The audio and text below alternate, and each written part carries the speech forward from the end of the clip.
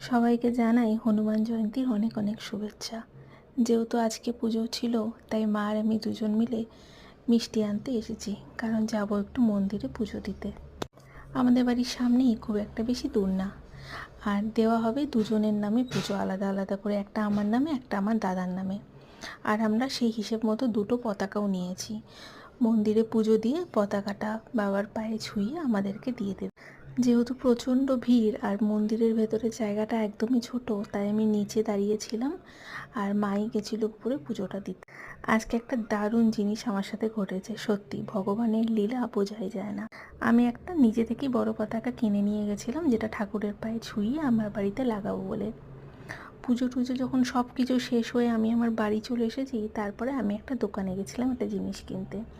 সেখানের থেকে আসার পর দেখি আমার গাড়ির মধ্যে ছোট্ট একটা বজরংবলীর পতাকা ঝুলছে।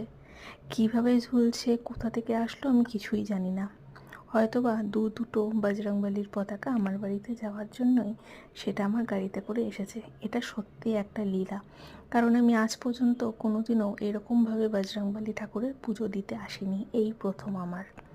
কারণ এত বছরে আমার দাদা বৌদিরা এখানে আসতো, তাই আমরা আর এক্সট্রা করে কোনোদিনও আসিনি।